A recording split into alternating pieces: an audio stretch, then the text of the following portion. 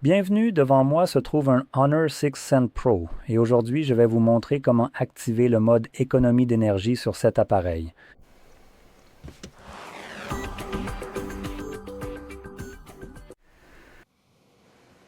Pour commencer, vous devrez d'abord faire glisser votre doigt vers le bas depuis le haut de l'écran ou plus précisément depuis le coin supérieur droit de l'écran. En effet, il y a ici une séparation entre les raccourcis et les notifications. Donc le côté droit vous donne accès aux raccourcis que nous recherchons ici. Faites à nouveau glisser vers le bas et cela étendra la liste des raccourcis visibles, révélant également le mode économie d'énergie. Maintenant, si vous ne voyez pas ce raccourci nulle part dans cette liste, vous pourrez l'ajouter en cliquant juste ici sur cette icône. Ensuite, dans la section des raccourcis tout en bas, vous trouverez « Ajouter une tuile ». Cliquez dessus et, parmi les plus verts, cliquez simplement sur le plus. Une fois que vous voyez votre mode économie d'énergie, je voulais en fait ajouter en plus le mode ultra économie d'énergie qui est celui-ci juste ici. Et nous allons cliquer à nouveau sur la coche juste ici et il est maintenant ajouté. Donc je vais commencer par le mode économie d'énergie normal d'abord. Alors cherchons-le, il est juste ici. Une fois que vous l'avez trouvé, il suffit simplement d'appuyer dessus. La première fois, une fenêtre contextuelle rapide s'affichera et je vous recommande de cocher la case ici pour ne plus l'afficher. Et le message ici est « Ne pas, désolé, ne pas ». Le mode sombre sera activé. L'affichage permanent, la synchronisation automatique et certaines autres fonctions seront désactivées. L'activité des applications en arrière-plan sera restreinte et les effets visuels seront réduits. Maintenant, dans tout ce message, la partie la plus importante concerne l'activité des applications en arrière-plan.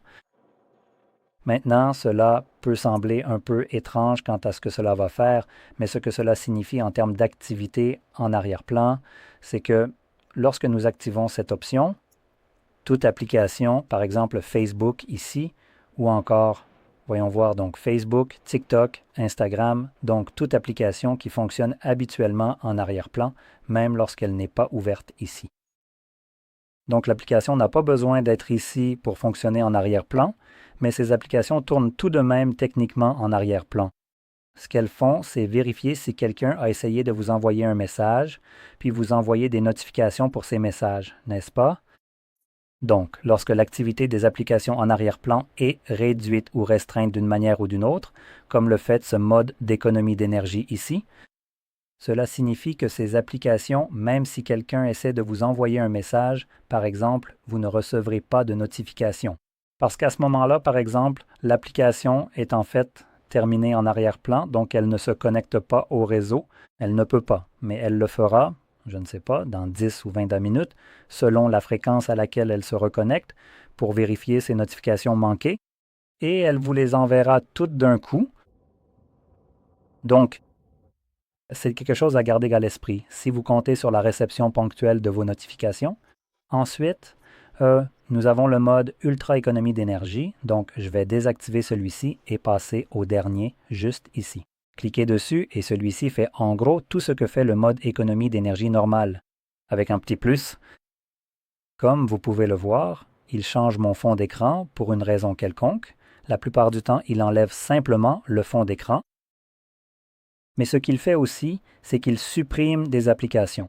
Donc, c'est une utilisation encore plus poussée de l'activité des applications en arrière-plan est tout simplement supprimée. Vous ne les avez plus ici. Il n'y a plus de barre d'applications. Comme vous pouvez le voir, il n'y a pas d'autres pages.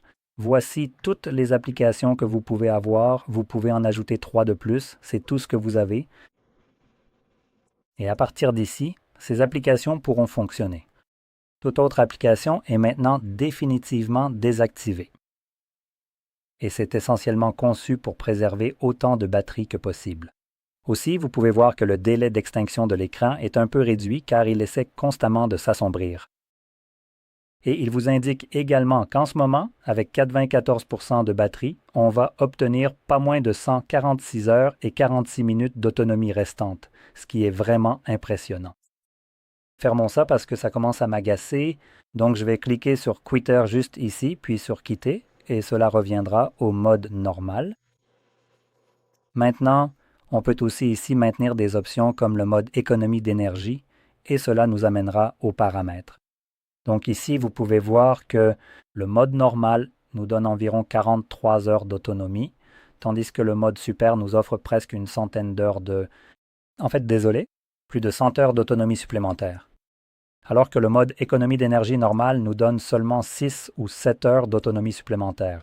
Donc ce n'est pas un si grand saut que ça, et évidemment, c'est en ce moment, avec une batterie presque complètement chargée. Si on est à 50%, cet avantage est évidemment réduit de moitié, tout comme le temps restant. Donc, si on est à 50% maintenant, donc à 20%, avec 50% de batterie, il resterait environ 25 heures d'autonomie, et évidemment, ici, ce ne serait que 20. Genre, 2-3 heures. Donc,